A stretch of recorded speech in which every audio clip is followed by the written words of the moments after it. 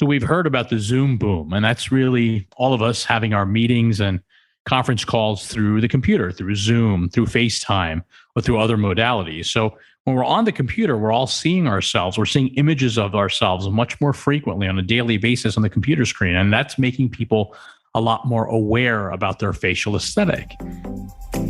You're listening to Behind the Double Doors, bringing you behind the scenes to learn about cosmetic surgery procedures and the latest non-surgical aesthetic treatments with Houston board-certified plastic and reconstructive surgeon, Dr. Bob Basu. When we talk about comprehensive facial rejuvenation, we need to talk about the surgical options including deep plane face and neck lifts, eyelid lifts. But we also have to talk about non-surgical options because it's not one or the other. Generally, surgical and non-surgical, to get the most refreshed results, go hand in hand. And when we talk about non-surgical, we're talking about Botox, fillers, and other non-invasive treatments. But thirdly, and equally important, we have to talk about skincare because you can do the surgical procedures, and you can do the non-invasive procedures. But if you don't address the quality of your skin to make your skin look as young as it can be, then I think you're not getting the most comprehensive rejuvenated results. So surgical, non-surgical, and skincare all go hand in hand. It's a synergistic effect. So one patient comes to mind. We'll call her Miss Jane Doe. Miss Doe was actually a cancer survivor. She actually had brain cancer many, many years ago and was successfully treated. She was cancer-free, healthy, and living her best life. She was in her late 60s. Her kids had grown and they're off to college. And so how she felt didn't match up with how she looked. And so we sat down with her and we did a full consultation and evaluation. And her primary concern was really the loose skin, her jowls. She felt like she looked like her grandmother and she felt young. She felt healthy and she had beat cancer and she wanted to live her life to the fullest. So we set up a multimodal treatment program for her, which included a surgical treatment plan. We also included some non-surgical modalities that would give her a refreshed look. And we, of course, got her on a comprehensive prescription strength skincare regimen that she could do on her own. But the real first transformation really came from her deep plane face and neck lift. And one of her biggest fears was she didn't want to look operated on. She didn't want to look different. She wanted to be herself. And we were both on the same page because good and effective facial rejuvenation is not about changing who you are.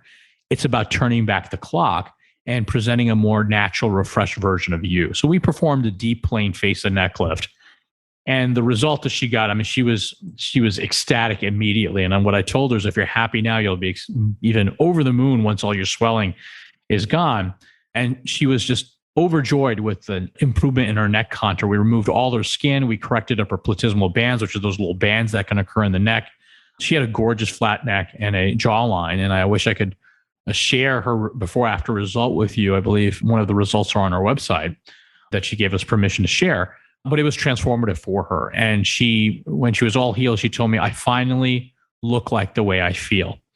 And the wonderful thing about her is she just wasn't one and done. She decided, okay, I've made this improvement, but I want to maintain my results. So she remains on a skincare regimen to maintain collagen. She takes care of her skin. And so surgery and non-surgery are definitely effective tools, but ongoing maintenance of your skincare is so important. I think everyone ages differently. I don't necessarily look at age. I look at the patient's concern and their anatomy. And based on their concerns and anatomy, that's when we open up the options of, do we really need to talk about surgery at this time? Or are there effective non-surgical things that we can do to address the patient's concerns? And of course, we have to talk about skincare, protecting your skin against sun damage. I mean, if you're in your 20s or 30s and you're worried about aging, start using medical grade sunblock products to stave off or prevent sun damage or sunspots or pigmentary problems on your skin that can make you look more weathered and aged.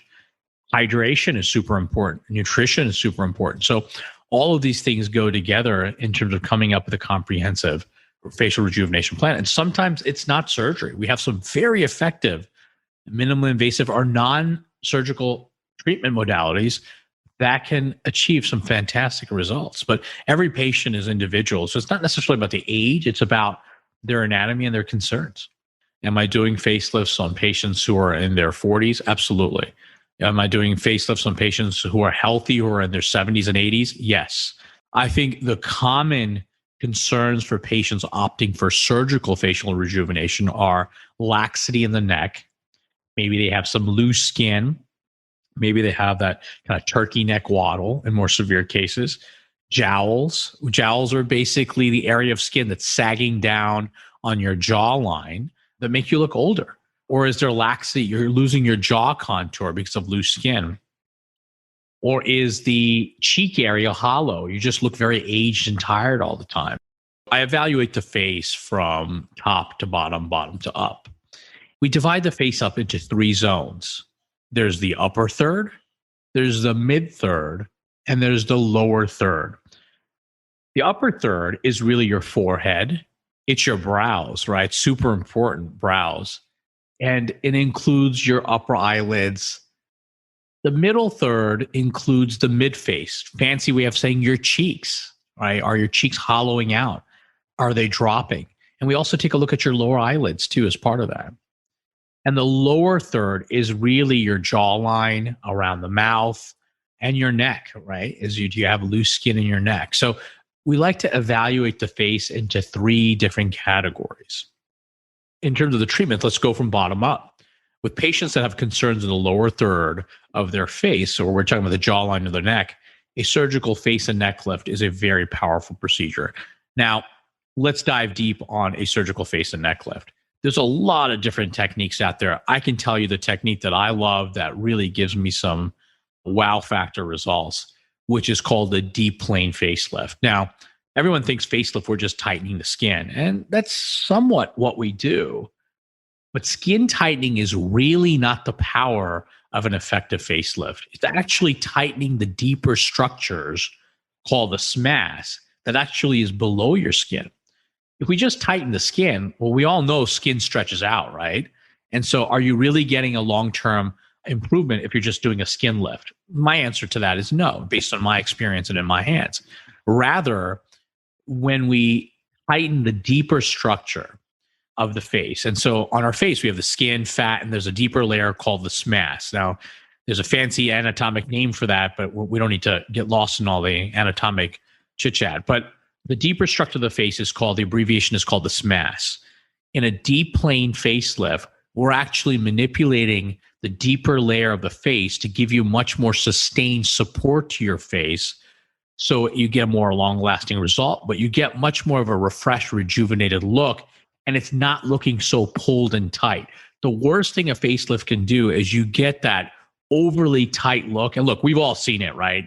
We've seen those Hollywood programs where patients get on stage and they're presenting an award and their face looks way too tight. They got these weird creases along their mouth because the face was pulled too tight. And that's not a good looking facelift. Look, if you can tell if someone's had an obvious facelift and they look weird, that's a horrible result, right? A good facelift is one where the patient looks really refreshed and looks younger than their age, but you're wondering, did she have, or he or she have work done, or it's just good genes? That's a good result. And in my hands, a deep plane facelift helps to achieve that. So yes, we are tightening the skin a little bit, but the real power is the internal power of the facelift is the deep plane technique. In that sort of facelift, we hide the incisions along the ear in the front. So my incision, I like to do what's called a retrotragal incision. What that means is there's an incision going in front of your ear, about 1.5 centimeters. Then we dive inside your ear canal. No one can see that scar unless someone's looking inside your ear canal, which unless you're in the doctor's office, that's not going to happen. And then that incision courses in front of your lobule, and then it courses behind your ear along that ear crease behind your ear. And then in more severe cases, when there's a lot more loose skin, we then extend the scar back into your hairline. So we try to keep it hidden, right? We want to be very sensitive to those incisions so we can place them in camouflageable areas. Will a surgical lower third face and neck lift or a deep plane facelift help with the eyes? The answer is no. Oftentimes with my deep plane facelift, I'm also treating the upper third of the face. A very powerful technique I love to utilize is called a temporal brow lift. That's a technique that I use where I put the incision hidden in your hairline, and we're actually reshaping the brow to open up the eyes. And I know we're on a podcast and I can't illustrate it through video, but if you take your finger and put it in your temple area and pull upwards a little bit, it opens up your eye, right? It makes you look more alert. And so a temporal brow lift gracefully shapes your brow. It corrects lateral hooding in the upper eyelid, and it makes you look much more refreshed in your forehead. Oftentimes, we will add an upper eyelid lift if you have loose skin in your upper eyelid. And then we have to address the mid face or the middle third of the face. And that's the cheeks. So for patients who are getting that hollowed out look, which creates an aged appearance, I love using adjunctive fat transfer, where I take fat from somewhere else in the body and we put it to good use. And I do fat micrografting or fat grafting. In other words, I'm restoring volume that you used to have years ago into the cheeks to give you a higher cheek elevation. It's called a mid-face lift, essentially, without having to do any major surgical procedure for the mid-face. So I love using adjunctive procedures such as fat during a face and neck lift to refresh the mid-face.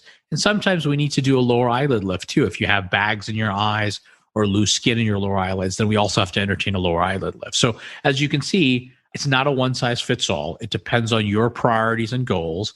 But if you're looking for a comprehensive facial rejuvenation, it has to include treatments for the upper third of the face, the middle third of your face, and the lower third of your face. But remember, a surgical procedure will remove wrinkles on your face, but it only tightens the skin that you have. It doesn't change the quality of your skin. So if you have a lot of sun damage, we may be making it better, clearly, but we have to treat the skin intrinsically too. And that's where skincare options or laser therapies come into play. And generally, when I develop a surgical treatment plan, I also have patients come back in about 2 weeks or so, maybe 3 weeks or so, and do some non-invasive treatments. For instance, the forehead lines. A powerful way to treat the forehead lines is with Botox. There's no reason to have surgery because Botox, yes, the downside is it only lasts about 4 months, but there's no incisions, there's no downtimes. It's very safe and works beautifully well in the forehead to rejuvenate the forehead without any major incisions. I also like to address the lips. It's very important to address the lips. So for women and some men, when we age, the distance from our nose to our upper lip increases. So if one of our listeners now is looking at their photos, and let's say they're in their 60s, and they look at a photo of themselves from when they were in their 30s, I bet you they will notice that the distance from their nose to their upper lip has gotten longer over time. And that elongated effect actually gives more of an aged appearance. So to correct that, you can use fillers, but I don't want patients to get this duck lip overfill look. That looks horrible, right? What I really love to do is what's called a bullhorn or upper lid lift, right? Where I put my incision hidden underneath the nose and we actually reduce the distance from the nose to the upper lip. That does two things. One, it reduces the distance from the nose to the upper lip. And two, it actually everts the lip, making your upper lip look much more youthful, what you had decades ago. And when I just do, let's say patients say, you know what, I don't want to do the upper third of the face. I don't want to do the mid face. I just want to do my lower third face and neck. But if I see that they have an elongated nose to lip distance, if I just do a lip lift, wow, they look so much better. No fillers. It's a long-lasting result, and it really turns back the clock with a simple procedure where the incision is hidden underneath the nose. A lip lift you can absolutely have as a standalone procedure. And the good news is a lip lift, I can do this under local anesthesia. It typically takes me about an hour or less to do. And if a patient is comfortable under local anesthesia, we can put some music on, get them relaxed, and it can be safely performed in under an hour under local anesthesia. And the results are immediate. A little bit of swelling for a week or two. And the wonderful thing is that we hide the incision right underneath the nose. And it can immediately avert the lip, give you a little bit more volume, improve your shape. I've treated patients that have lip asymmetries, or they have a very thin lip or atrophic or weak lip. And a lip lift really improves the appearance of the upper lip, and it provides balance and harmony to the face. A lip lift by itself, even if you don't do a face and neck lift, will make you look younger. Patients are very comfortable to go home the same day. I do see all my face and neck lift patients back the next morning. And the reason why is I like to put a small drain in on the face. So it's a little plastic tube that goes underneath the area where I've done the work, and the tube comes out behind your ear, and we remove the drain the next day. The reason why I like to put this drain in is because the drain is connected to a little suction bulb. Very easy to manage. I know it kind of sounds kind of scary, but super easy to manage. But that drain sucks out any fluid that may build up, any scant amount of blood that may want to build up underneath the skin, and it sucks it out. And if it sucks it out, it does two things. Number one, the suction effect helps to heal down that space quickly. And number two, it sucks out any small amounts of blood that may want to collect up underneath the skin. When that happens, patients get a lot less bruising and they get a lot less swelling, faster recovery. And so I still advocate for a drain, but I take the drain out the next day. We make sure everyone's doing great. They have their compression garments on, they're comfortable. And the good news from a face and neck lift is rarely do patients need pain pills, because I use a lot of long-acting numbing medicine, and the numbing medicine sticks around for 12 to 16 hours at least. So rarely do patients need pain pills after face and neck lift surgery. Swelling varies from patient to patient. Some patients swell a lot, some patients don't. Some people are fluid retainers, some people aren't. It also has to depend on what we're all doing. Clearly, a longer surgery, if we're doing temporal brow, upper and lower eyelid lift, fat transfer of the midface, lip lift, and a full face and neck lift with liposuction and fat resection of the neck, that's a comprehensive treatment plan the patients do well with. They'll likely have more swelling than, say, if we're just doing a lower third face and neck lift with a lip lift. That's going to be a much easier recovery. So longer surgical times, a bigger procedure typically has more swelling, but don't worry, the swelling typically settles out within about 7 to 10 days. So you do need to plan ahead for a recovery. Just like with any surgical procedure, planning ahead for your recovery rest is super important. If indeed we're doing everything right, I would say to plan to be at home for about 7 to 10 days. Now, you can work from home.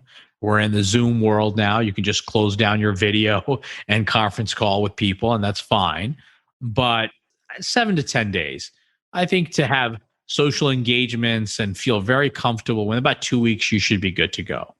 So let's walk through some of the non-invasive. Remember, we talked about there's surgical options, there are non-surgical options, and of course, there's skincare, even for the neck. Super important, right?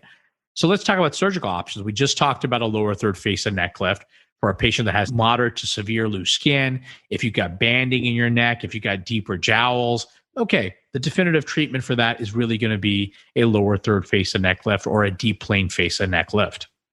But for moderate to milder cases, or a patient that's younger that is starting to worry about laxity in their neck, or they have a little bit of fat in their neck, or they have a lot of fat in their neck, but their skin tone's good, well, we may be able to treat the neck using a procedure called FaceTite. Now, FaceTite is called radio frequency assisted liposuctioning, but it's very different than just regular liposuctioning. And in fact, it really shouldn't be called FaceTite. It should be called neck tight, because that's where it really works the best. And what it is it can be done under local, or it can be done under IV sedation. It typically takes me just an hour to do, very quick recovery. And I make a tiny opening. I don't even use a scalpel for this. I use a special instrument that makes a tiny 1 to 2 millimeter opening underneath the chin. And then I use a special instrument to make a little opening behind the ear. That's it. No major incisions. And I use a cannula or a rod, basically, that at the tip of the cannula or rod emits radio frequency energy. And radio frequency energy does two things. It helps to liquefy fat, right? So it is a method, a modality to remove fat or for lipo. But number two, radio frequency energy creates heat that stimulates skin tightening or skin contraction. So on table, when I heat the skin with FaceTite, with radio frequency FaceTite, it will tighten your skin 10 to 20% right away. But that's not your end result, because when we heat the skin to certain critical temperatures, it starts the process of collagenesis, a fancy word for saying rebuilding collagen. That means retightening your skin. And the studies show that skin tightening after FaceTite radiofrequency treatments continue out 6 months out, sometimes 12 months out. So your results will continue to improve. 50% of my FaceTite patients opt to do it under local, meaning I numb up the tissue. I can always give them some Pronox or what's called laughing gas. It's a mixture of nitrous and oxygen to take the edge off. And 50% of my patients have it under local, and they tolerate it very well. They're very comfortable. The other 50% choose to have IV sedation. They can't sit still or they're anxious about needles, and that's fine too. It's personal choice. We have two very good options, and we tailor it to the needs of each individual patient. FaceTite is a one and done procedure. What is helpful as an adjunct after FaceTite, so FaceTite is radiofrequency treatments from the inside outward. So we're hitting the skin from the inside out. But we also have external radiofrequency treatments too that can hit the skin with radiofrequency energy from the outside in with a non-invasive, non-surgical technology called Morpheus 8. Morpheus 8 is basically microneedling. I think a lot of people have heard about microneedling, but it's microneedling on super doses of steroids. Now, there's no steroids involved, but what it is microneedling, but at the tips of the needles, it's emitting radiofrequency with several millimeters of penetration into the skin. What that means is that you're getting the heat into the dermis to help further tighten and resurface skin. So oftentimes when I perform FaceTite, I also recommend we do a series of Morpheus 8 treatments, which my nurses do for the patients. They drive themselves in. We do topical numbing medicine. They get the Morpheus done and they're out the door and they can go to the gym right afterwards. So there's no downtime for Morpheus 8. You'll see the results right away, particularly if we're removing fat. I mean, it's pretty immediate. The results get better. So I tell patients, if you're happy now and you see the difference, you'll be ecstatic as the collagenesis or building of the collagen continues. So your results will get better with time. I think the first step is to call our office at 713-799-2278 and speak to one of our friendly and experienced patient care consultants. They help with the journey of all my patients. They understand what I offer, and they have a very good understanding of the pros and cons to at least give you some very reliable information, including costs, recovery, and so forth. Of course, the most important step is to visit with me so I can actually evaluate you, look at your medical history, really get a good understanding of what your goals are and what your time off tolerance is.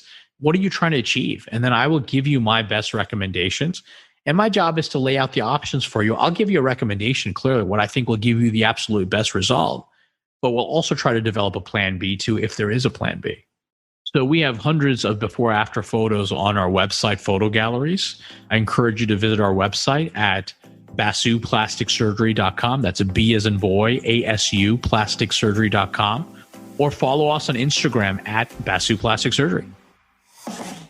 Basu Aesthetics and Plastic Surgery is located in Northwest Houston in the Town Lake area of Cypress. If you'd like to be a guest or ask a question for Dr. Basu to answer on the podcast, go to basuplasticsurgery.com/podcast. On Instagram, follow Dr. Basu and the team at Basu Plastic Surgery. That's BASU Plastic Surgery. Behind the Double Doors is a production of The Axis, THEAXIS.io.